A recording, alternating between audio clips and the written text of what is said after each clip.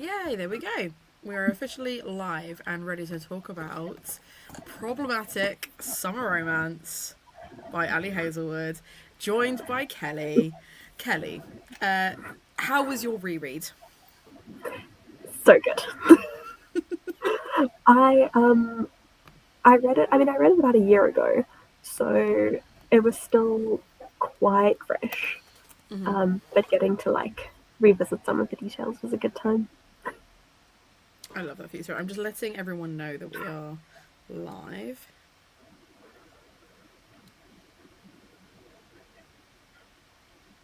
Because this is one of your favourites, if not your favourite, right? Am I right in thinking that? I I think Not in Love is my favorite. Okay. I think every time I read a new Ali Hazelwood book, I'm like, this is my favorite Ali Hazelwood book.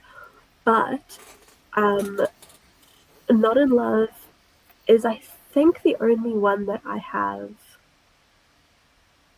I say voluntarily reread. I would reread all of them, but it's the only one that I have made the effort to reread.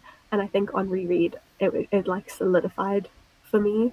Um, I really really love Not in Love, and I think it's the one that I keep coming back to as I'll read a new one, be like, oh, this is the best one yet, and then a month later I'll be like, okay, yeah, Not in Love's my favorite. And you're like, I swing back round to it.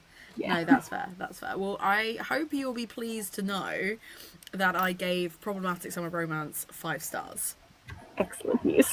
It didn't make me cry, but it did make me audibly laugh out loud. So immediate 5 stars, because that's how that works. Really, really liked it. I'm really looking forward to discussing the minutia of this with you. But whilst we're still in non-spoiler territory, I just thought it was really fun. I just thought the whole dynamic of every character involved was really fun. And I feel like this one did not take itself too seriously. The conflict was 3 years ago, so that made it a bit easier to deal with some of the emotional baggage. And we love a yearner. We love a yearner. So I feel like it was just ticking loads of boxes. But was also I just found Maya very funny. As a character, I found her very funny. And I do like that she has spelt Maya the same way my main character, Maya, is spelt as well. That makes me very happy.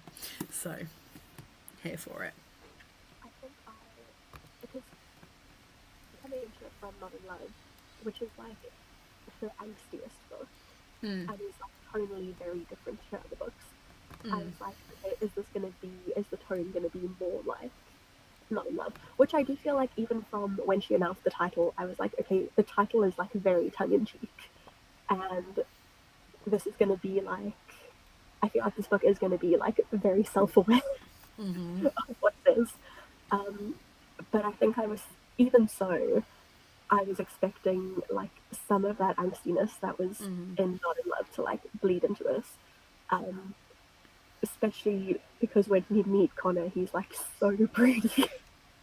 And then Maya is literally just sunshine. I Yeah. think she is as I I mean, as I said, I think Not in Love's my favorite, and I love Rue. She is one of my favorite Ali Hazelwood heroines. But I think Maya was my favorite like head to be in because she has such a great voice.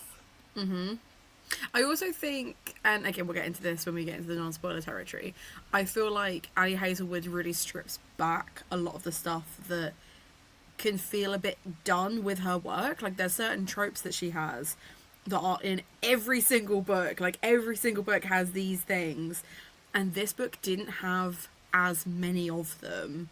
They still existed, they weren't as heavy on that. It was almost like a breath of fresh air. You can still enjoy it for being an Ali Hazelwood book without being like, oh, I'm reading another Ali Hazelwood book. Do you know what I mean? It very much takes those tropes and plays with them, which I was very, very here for. I am going to move us into. Go on, what were you say? On tropes friends to lovers, second chance, brother's best friend. All the boxes for me personally. All of your personal boxes. Yeah. And also just as when it was announced and we found out that it was Connor and Maya, I was like, I have been waiting for this book because when I read Not in Love, I was like, I'm seeing the crumbs and I want. I need the whole pie. I'm seeing crumbs and I want the whole pie. Yeah, absolutely. Absolutely. I was so excited for it. So let's dig in now that we've done our like 5 minute little warm up session, as it were. Let's start with our male lead. Okay, so we have Connor Harkness, who I was reading but also listening to the audiobook with a real Irish accent, which was so weird for me personally. Not because it didn't work, like it worked. The last the last series that I listened to that had an Irish accent was Skullduggery Pleasant. And the way the banter was like rolling, every now and then I'd be like, that line would fit Skullduggery Pleasant's characters. In the way it was very like dry, like witty humour. And I liked that. It's so stupid. It's got nothing to do with this book whatsoever. It is purely the fact that the Irish accent just took me back to a place that I was like really fond of. And I think part of the reason I found him as a character so funny was because of the way the accent and like the way the audiobook like just pipes up. Like anytime it's a female narrator, but anytime a male character speaks, this accent like pops up, and it's clearly like an Irish guy doing American accents, because all of his Americans have a bit of an Irish twang. That it was very silly, but I really enjoyed it.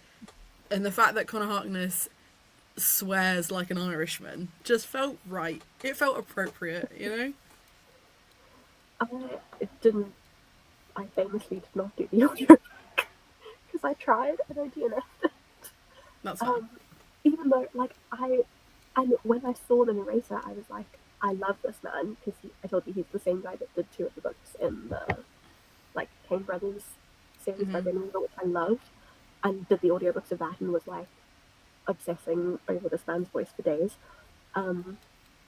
But, yeah, I think I got, like, 2 chapters in, and I was just like, I can't do this. But I do feel like your enthusiasm for it has made me feel like I need to give it a second try.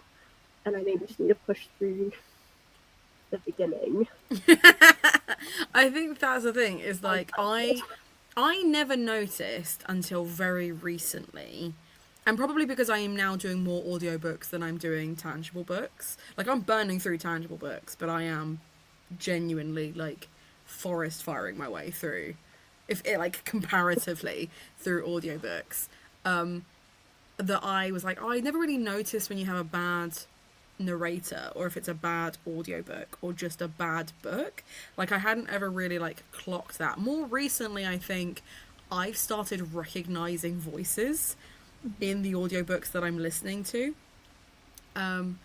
Also, sorry for like the fluctuating light. I've left my window open because it's so toasty in this room, but it's also really windy outside, so my curtains are having a time. But I'm either like I roast to death, or we just get flashes of random colour, so apologies. I have 0 room to make judgment on lighting. No, it's toasty. We're in different countries experiencing the same thing differently. Like what was I saying? So with audiobooks, I have started noticing that I recognise like voices of certain people, and that is weird. Like it's weird to hear a voice and be like, wait a minute, I've been in this head before. But I didn't mind with the Irish accent. I felt like actually it was different enough. And I don't think I have listened to any of his audio narrations, so it wasn't like, oh, I'm just listening to Skullduggery Pleasant again. But it was weirdly similar, probably because the accent is probably from like a similar area. Or a similar impression, but it just tickled me. So yeah, I mean, don't feel like you have to go back if you didn't enjoy the audiobook, if you know you like the story. But yeah, I just thought it was a good time. It was just very, very funny. But as a character, Connor Harkness started on a back foot for me when he comes in and calls her a brat and asks if she's on drugs. And I can't even remember what she did to like, I think she was just being friendly, and he was just like, are you high? Was like very abrupt and quite aggressive, and I was like, this man is gonna have to work real hard to not upset me. And actually, like, to be fair to him, he did kind of like earn it back, but Sorry, my mum has just texted me to ask if my cat is allowed upstairs. I've shut the door so that they can't hear me, but apparently my cat is just crying the other side.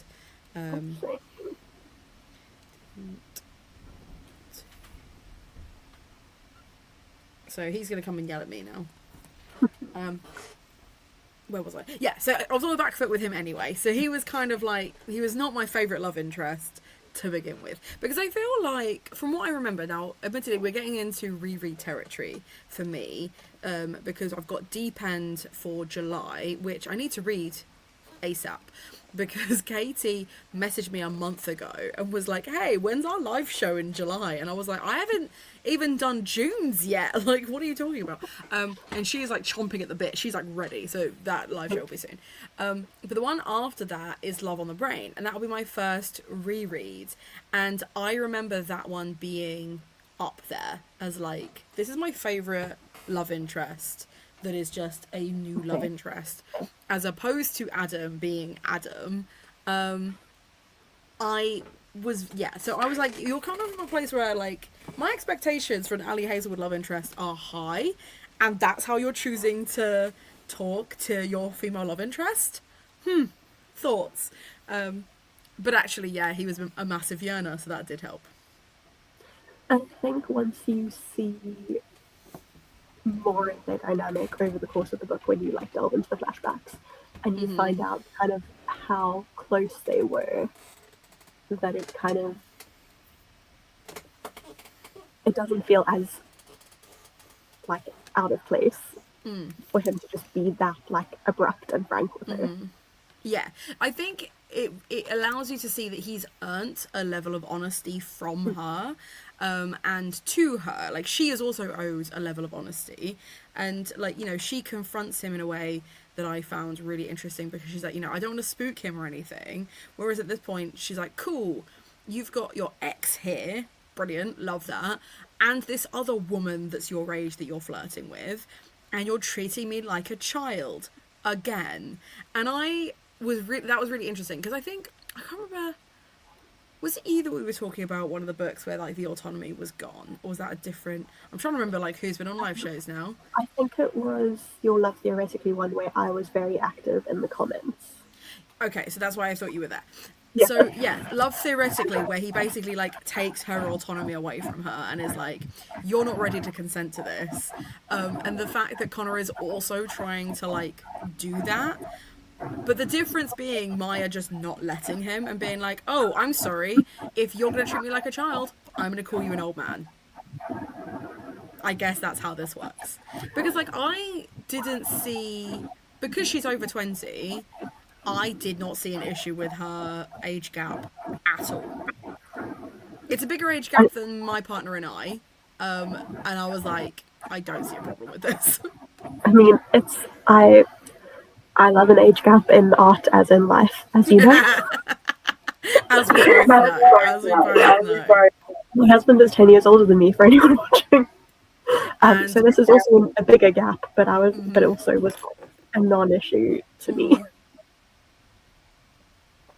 But it is really interesting to me, because do you know something that's never outwardly addressed? Hinted at, subversively there, but never openly discussed. Connor has a real thing about not being his dad, right? Like, he is good with his money, he shares it out, he pays for things, he wants his stepmother to get what she's equally owed. He's not like his brothers, who are totalitarian. Seriously, this guy needs to sort his life out. In like the way they treat money. And the fact that his dad had the same age gap with his stepmother as he has with her is never addressed, that's why he doesn't want to date someone younger than him, that it is, I don't want to be my dad. I don't want to be someone who takes advantage of people. It's always, you shouldn't be taken advantage of. I would be taking advantage if I did that, and not, no, I don't want to be that guy. Because I feel like if it was ever stated like that, it's not that you could never come back from that, but that is a vulnerability that Connor Harkness is just not capable of giving. Like, he's never gonna be that guy that goes, here's my childhood trauma. Let me just talk you through it, you know? So I think it was really interesting that he doesn't really allow himself to be vulnerable until she's like, cool, fine, don't be vulnerable with me, I will never see you again. And then it's like almost you're gonna lose if you don't. Yeah. Which also is, but even though he won't let himself have that level of vulnerability, the fact that he is, and this is pointed out repeatedly, that he is a lot more vulnerable with her than with anyone else, including this like group of his closest friends. Can I just add another one of my absolute favorite tropes? What that it's like, I will talk to you about things, I won't talk to these people Yeah, about. like this is the Yeah. only person that I will open up to. Yeah. Yeah. Yeah. Oh, I'm a big fan of like, you know when there's like that bad guy that like seems really broody, doesn't talk to anybody, but then there's just that one person he's nice to. I'm such a sucker for that. Such a sucker for that. And it's And not then even that this he's is like like, broody and rude. I'm just like, I'm still here for it. because in this he's like, everyone is like, oh, he's so grumpy, like he never smiles, and Maya's just like, what? Like he's always cracking jokes with me, and like he's like, even though he is like offish because that's his manner, and like, you know, he says things that are abrupt and slightly rude, like, but he's like nice to her, and it's just this completely different experience to what everyone else gets. Yeah. I also really enjoy that they have a really healthy conversation about whether they do or don't want children, because there's no like surprise she's pregnant like trope at the end, or anything like that, which I'm not a fan of in romances, because often those romances don't span like this one spans years. Like they haven't spoken in 10 months. They've been friends for years. 3 years ago, they had their first frisson into what could have been, when she was too young to really appreciate it. And now she's old enough to be like, no, no, this is the person that I want. I really like the fact that they have like an open and honest conversation. And she's like, look, you can have a breeding kink and not want kids, but equally, do you want kids? And he's just like, yeah, I think with the right person, I would want that. But like, I would want that. And it's like, he would have had kids with someone else if that's what they wanted, but because that's a role to fill rather than because he actually wanted to be a dad. Whereas with her, it's like, no, I absolutely would happily like have your babies type vibe. I thought it was really cute. I was just thinking as you were talking, and I think actually, as you were saying, like their friendship has spanned years before that. I think that was what made me reread Mum in Love.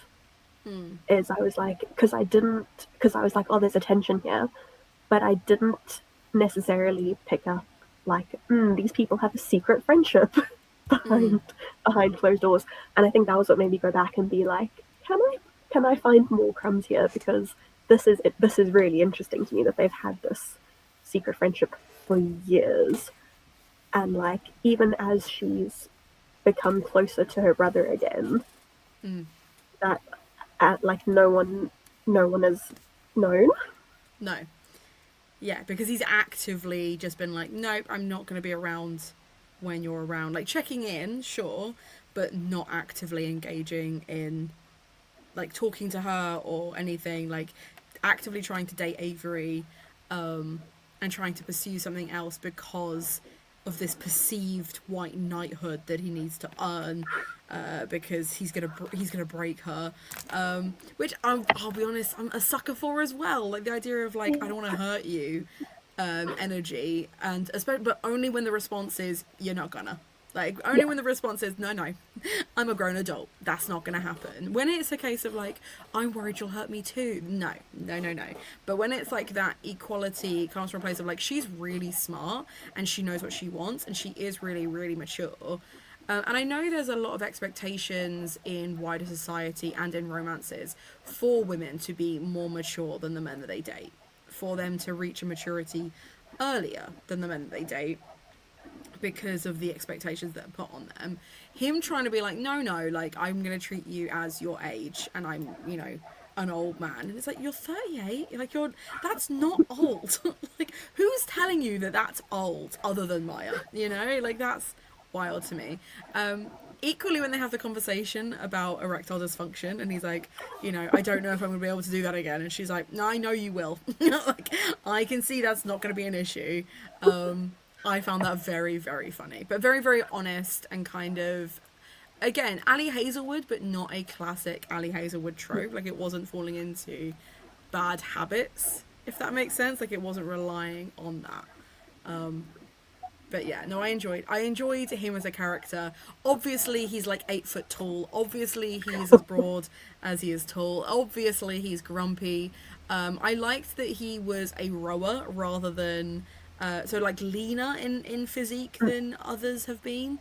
And I liked that he was more of a finance bro than he was a scientist, just for complexity's sake. But still very typically a Ali Hazelwood's main love interest. Very And it much so. also, him being a finance bro also allows for, I think, all of the Ali Hazelwood men have this like, oh, I love that she's smarter than me thing, but you don't always get to see it. Whereas with them, it is a starker contrast because like yes, dealing like economics is its own skill that requires its own intelligence, but I think it makes it a lot easier to believe that he's like so in awe of her intelligence because hers is a lot more like her being really smart is almost more tangible in like what she does and what she deals with. Yeah.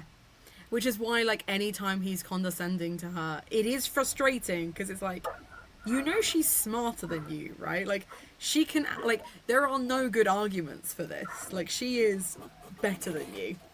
Is And what like it is. importantly, she knows she's smarter than him. Yeah, exactly. Like, at no Like, point is she like, oh, she doesn't ever look up to him. What I think I really enjoy is she sees him on a level and she sees him in a very stark reality and loves him for that. Not in regard to or like because of or in spite of, but just for what it is.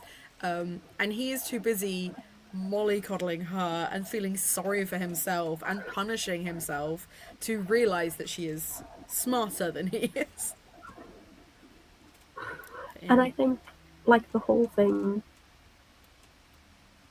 everything about this falls apart if she is not as strong a character, which just makes the whole thing a lot more fun. I had a really good point I was going to make. It's now gone. So I decided to say that instead. That's fair. If it comes to you, just interrupt me because I will keep talking. But yeah, no, I enjoyed him. So okay, one thing that I have found with other Ali Hazel, and maybe it was love theoretically again that this was an issue with, is seeing characters outside of themselves having been in their heads and it not feeling cohesive. I did not enjoy seeing Olive and Adam outside of their heads or outside of Olive's perspective the way I enjoyed seeing Eli and Rue outside of their perspective.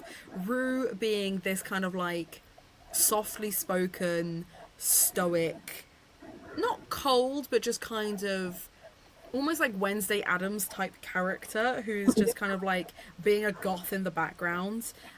She reminds me a lot of Tori from Heartstopper, who again doesn't say very much but has all of the thoughts. Like their head is constantly spinning. I thought that actually I was really pleased, and maybe it's because they were written closer together than Love Theoretically and Love Hypothesis were. I felt that they were a better representation of who those characters were in other perspectives, especially when Eli starts having a go at Maya for not telling him that she's turned down MIT and the Sanchez project. Not because he's like rude to her, but just because we know how highly strung he and Rue are in their own heads and how controlling and need for control they both are in their own heads, that how that would rub up against somebody they cannot control, who will not be controlled, who is the epitome of rage.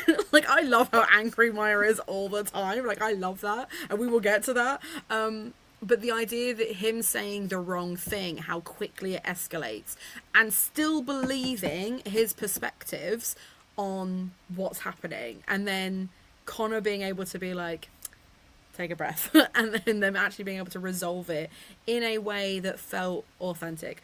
The bit that I actually audibly laughed out loud to, or one of the ones, was when Paul, who has obviously just dropped them in it, pipes up, and the first time it's just Eli and Maya who tell him to shut up, and then the second time it's Eli, Maya, and Connor telling him to shut up. That really tickled me. The fact that he's like, look, it created this lovely moment, and they're like, shut up, Paul. I really enjoyed that. Really tickled me, and I did audibly laugh out loud at that bit.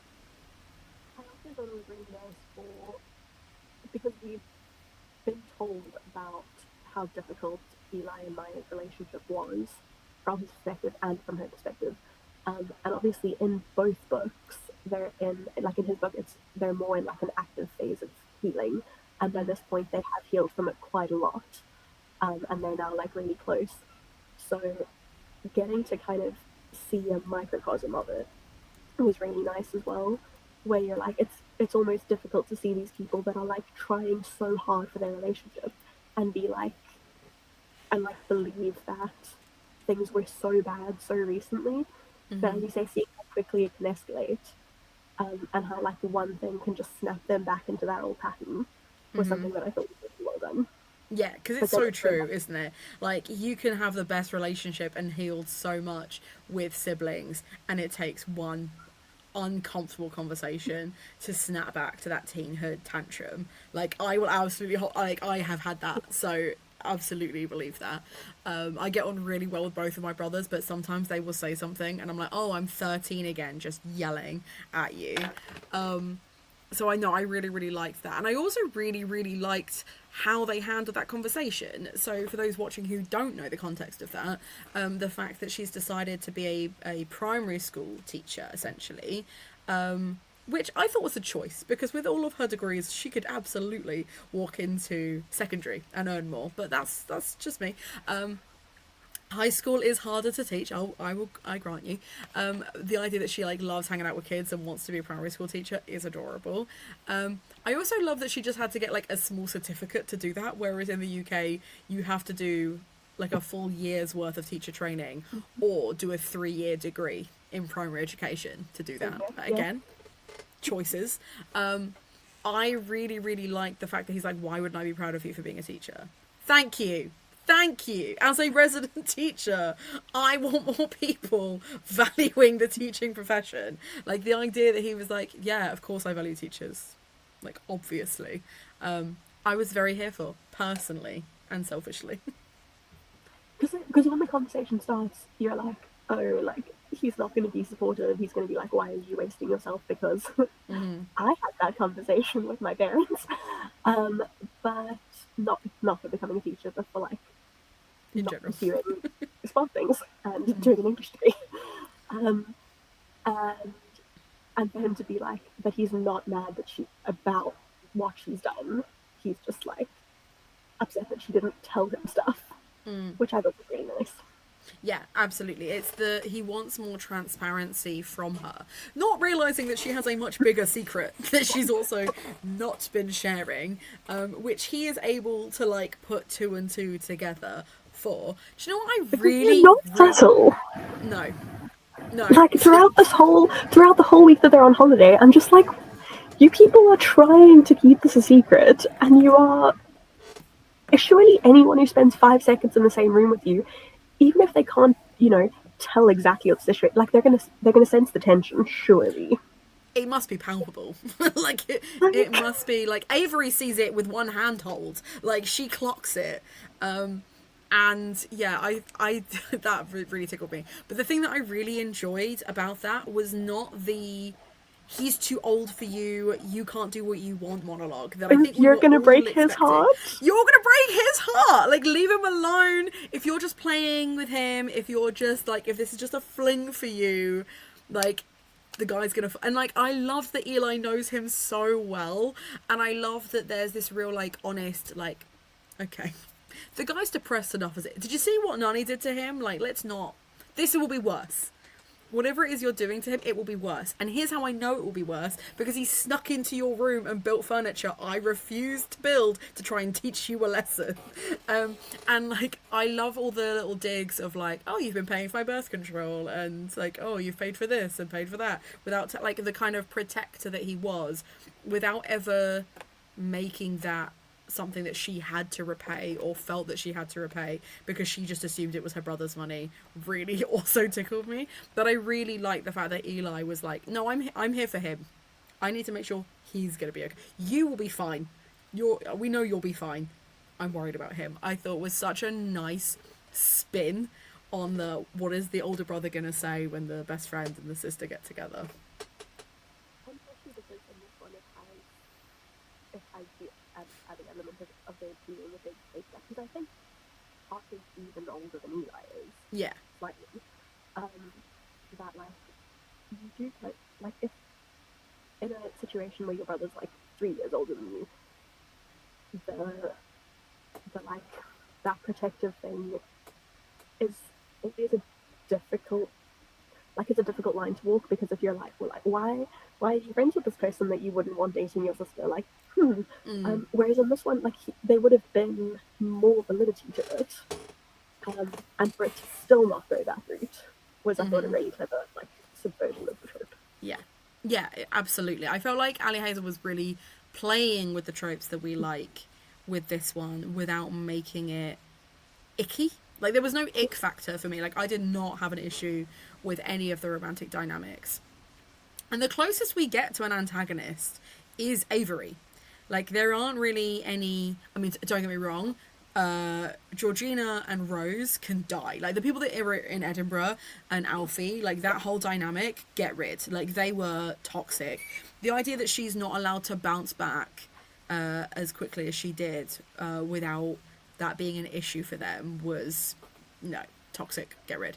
The fact that Avery's like, yeah, I don't want this to be awkward for you because I still have feelings for him, and, you know, you're not because, like, she had any concept that Maya liked him, but more just like, oh, I wouldn't want you to feel like the third wheel. And she's not trying to, like, lay her claim on him. It's just this, oh, I hope you don't feel uncomfortable, like, I've invited myself type thing. And Maya also not wanting to admit that she has feelings for him, and feelings that Avery is there, and just like, I was quite keen to just come here by myself. Which is true, like, she was very keen to just, like, go and explore on her own. And him just, like, okay, in my head, I know he's saying that it's, like, to protect her. I think it's just the time. He just wanted to be there with her.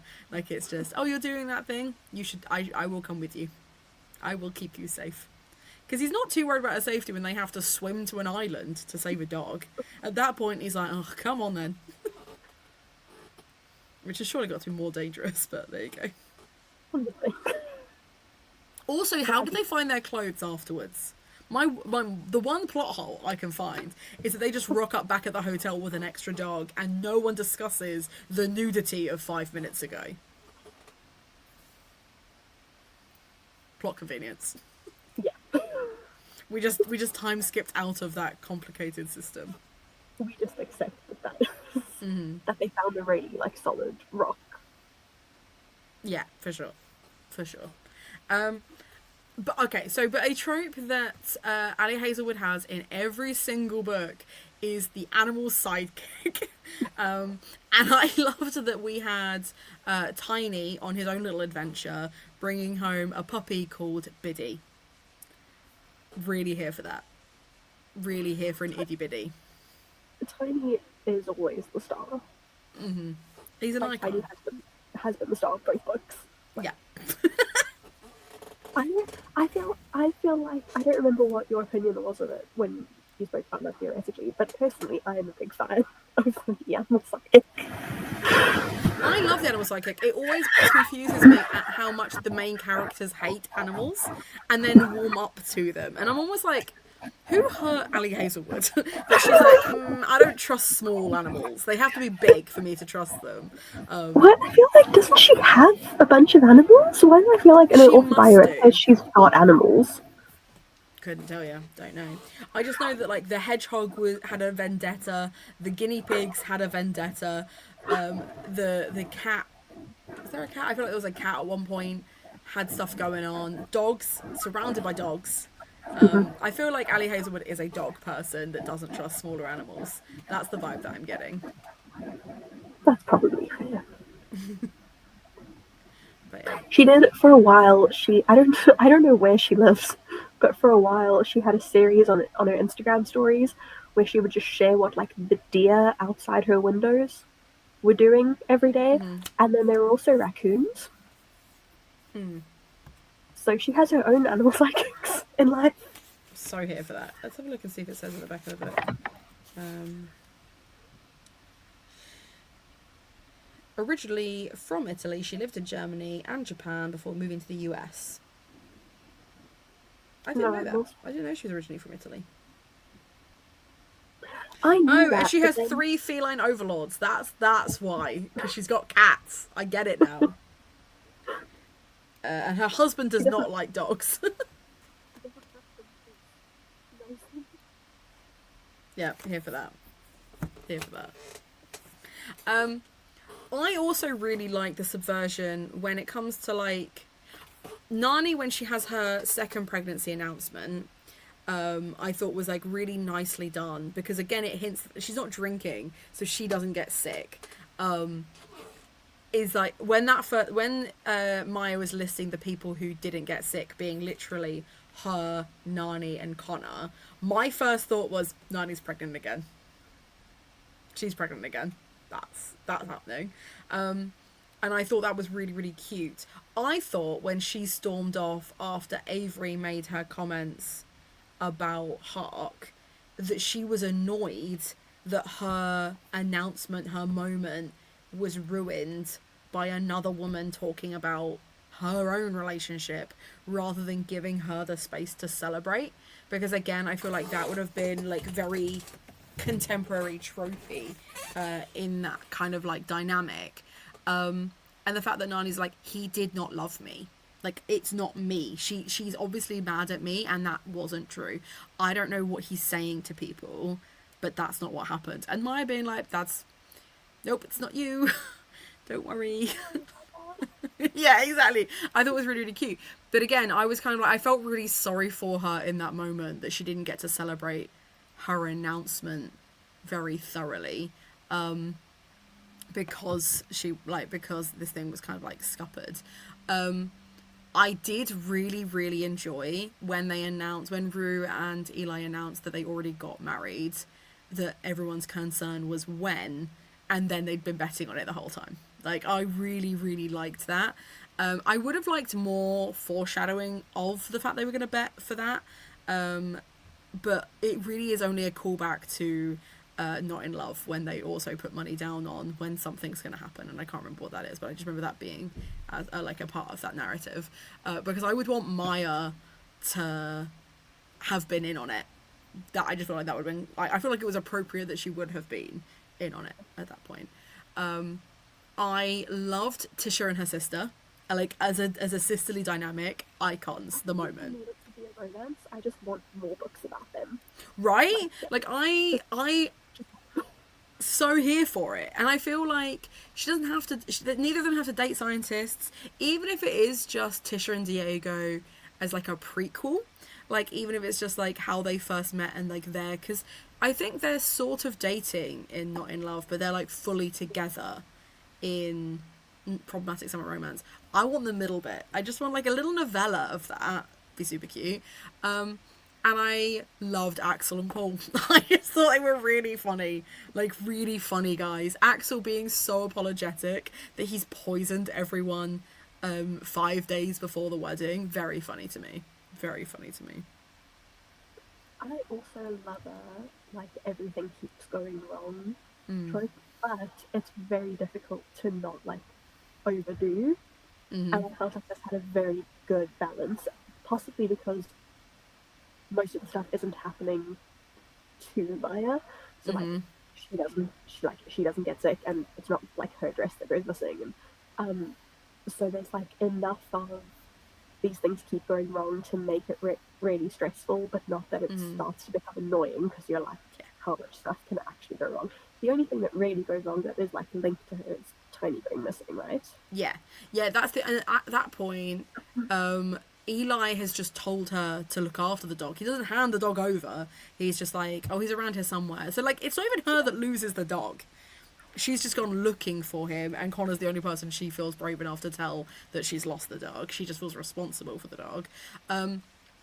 I also agree with you, the fact that there was lots of things going wrong, but they all tied to, like, realistically, they all tied to the foreign setting. Like, the fact that they can't fly a new dress in because the volcano has erupted, and because of the ash, planes can't land, which is true. Like, Mount Etna does do that. And I was one of the very few lucky people that when the Icelandic volcano erupted, I was stuck in paradise. I was in the Maldives. And I had to stay there for a whole extra week because we could not fly back. So my life is so hard. But so I was people when COVID started that were in like luxury resorts and they just had to stay there for an extra month. Oh no. exactly. So like that is like very much I was like, oh, I can believe that because I've experienced that. Like, so I think that made it easier for me personally. But also the fact that, well, they can't ship out another dress because of the volcano, and family can't fly in because of the volcano. It's like, yes, everything is going wrong, but fundamentally it's because of one catalyst, and that is either, you know, Axel or the volcano. Like, it's one or the other.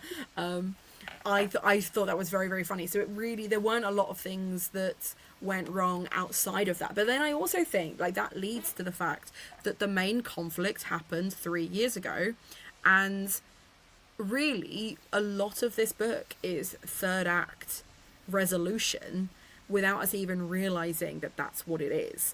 You know, the fact that Maya is fully prepared to be like, no, I will wait. I'm gonna wear you down. I'm gonna confront you about the fact that you haven't talked to me. You were my best friend and you stopped talking to me because you decided that was the appropriate move. You didn't consider how much that hurt me. Or the fact that you've been miserable too. Like, the fact that he's been, like, at home punishing himself. And I really like the fact that it changes their dynamic when it comes to their sexual relationship. That he's like, I need you in charge because I need to know, you need to set that boundary so that I know that I'm respecting it. With that open communication of that, not being like, well, I'm going to keep taking until you say no, I'm going to sit here and you can give me what you want to give me and I will be grateful for whatever it is. I thought that was really cute. I thought that was really, really sweet. And I think a lot of their romantic dynamic being the flirting and the kind of building the relationship being 3 years old, but the mutual respect always kind of being there was really cute.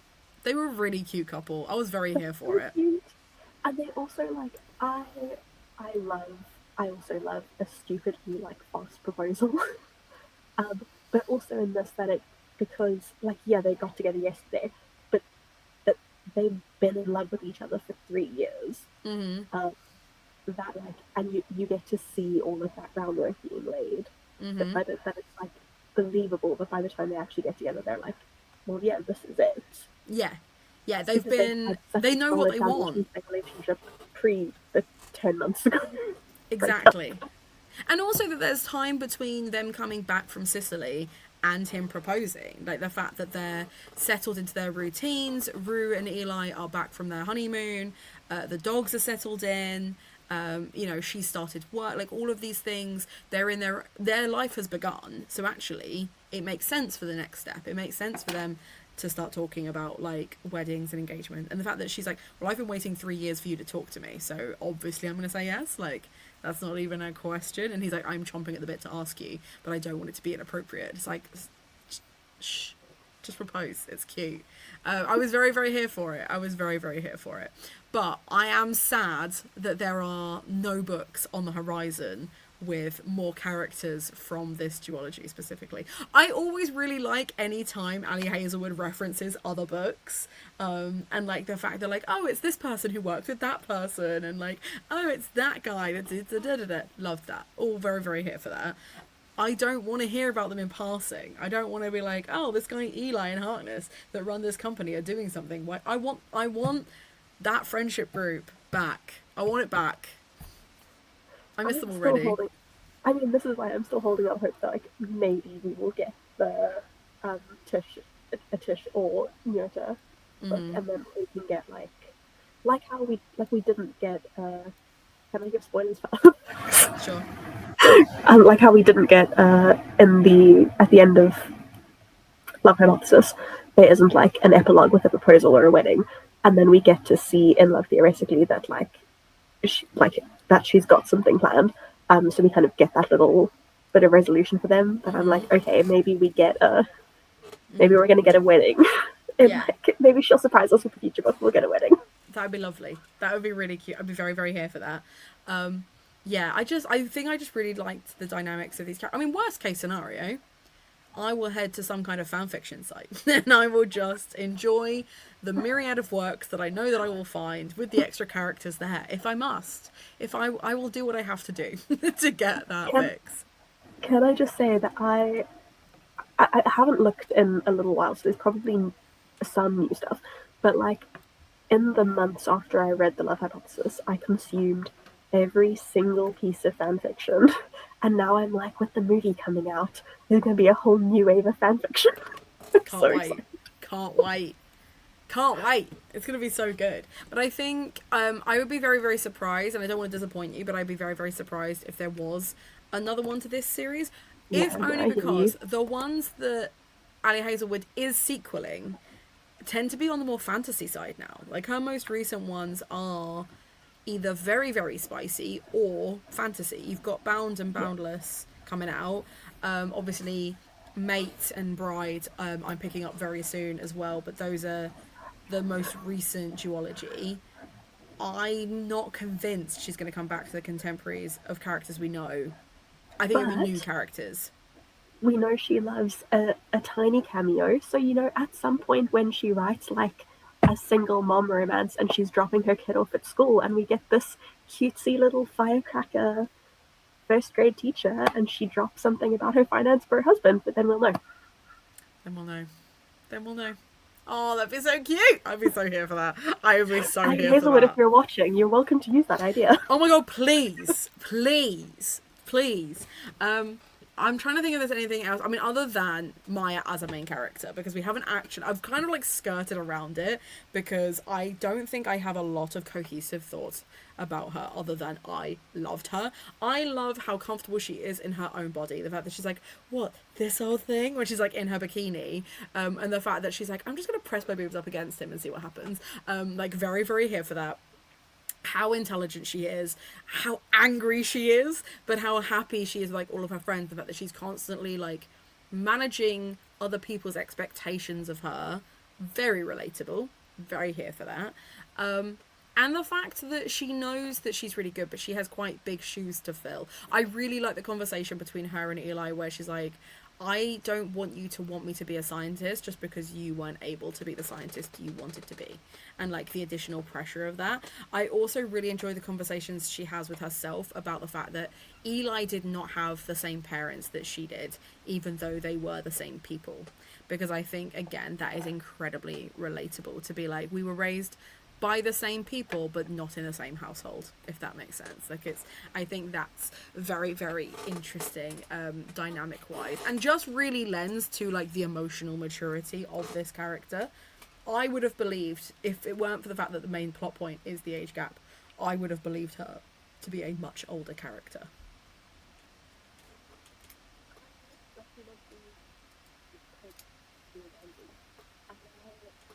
I do love an engineering character, but I think it's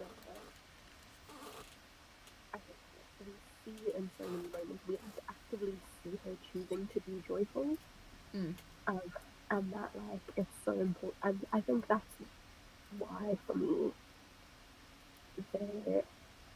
her like choosing this relationship that makes her really happy hit that much harder. Mm-hmm. Where like she had like, yes, she has so much to be like, she's carrying so much with her all the time, and still having her be, it would have been so easy for her to be still that like petulant angry at the world kid. Mm. And for her to carry that, but still, even as much as she is like managing people's expectations, that like joyfulness is still an innate part of her. Mm. And so it's just that like she's choosing to like live that part out instead of letting the like anger and dark stuff consume her and be her personality, is I think something we don't get to see enough of. Mm. No, I think that's true. I think that's very, very true. Um, if you were going to recommend other books by other authors that are similar to this, which books would you recommend?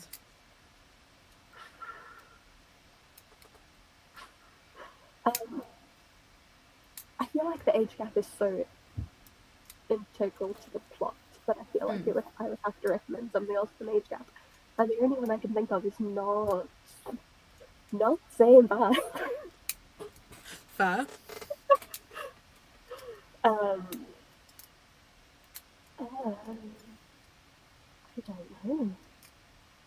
Haven't you got a best friend and sibling romance? Isn't that something that you've done? I have a best friend's brother. I do also have the best friends who like stubbornly break each other's hearts instead of just being together. And I am currently working on an age gap. Well, there you go. So, if anything, we should Just just read my ignore the whole books. list. There we go. Sorted.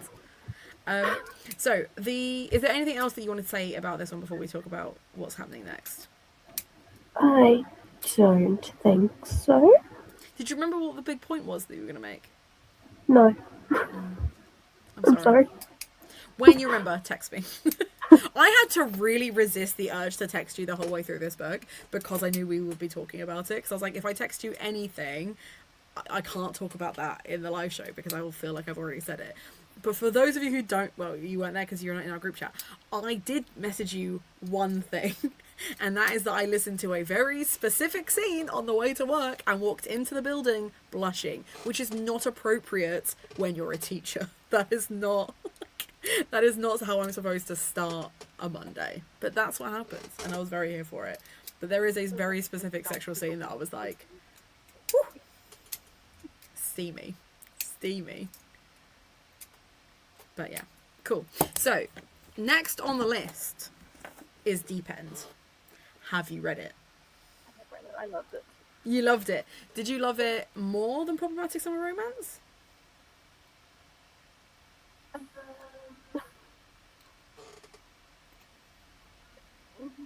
I would say I love them equally in different ways. Okay, that's fair. That's valid. I know that Katie...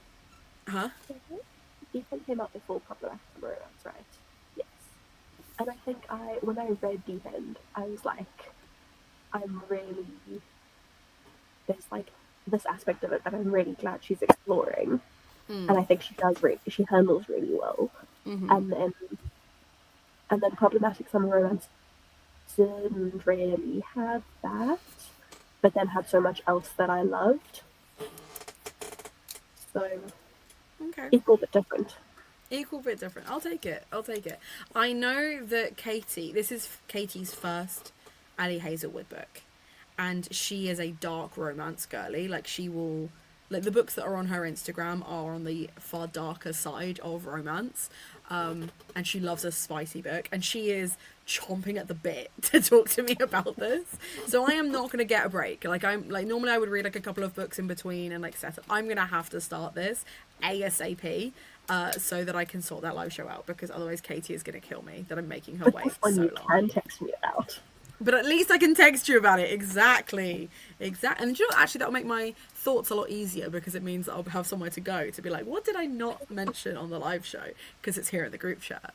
But yes, so very, very excited. Probably the quickest turnaround on live show that I will have since starting this read along. But I'm really enjoying it. I'm really enjoying how each book feels so decidedly different. Like, Love Theoretically is the only one that I felt was too much an amalgamation of stuff I'd already read from Ali Hazelwood. I feel like the last few, like Check and Mate was refreshing for a completely different reason, that Problematic Summer Romance was refreshing, that Not in Love was refreshing. Like, I'm having a great time.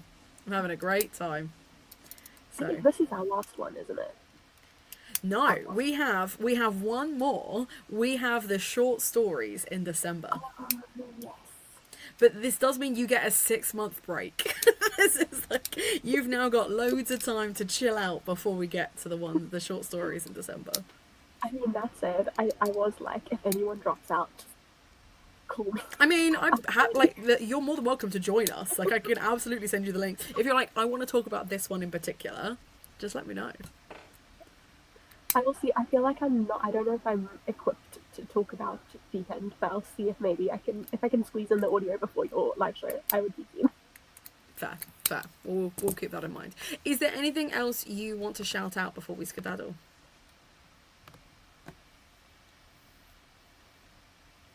I write books. You write books, and people should go and read them. To be fair, I have linked your channel in the description, so it makes it nice and easy for people to find you and to see all the videos you've made about your books. I have made endless shorts about my books. So. And TikToks. Go check Ellie out on TikTok. In which case, I will let everyone else go. I've had a really good time talking about this one, and I This shall was see so you much fun. in the next one. See you later. Bye.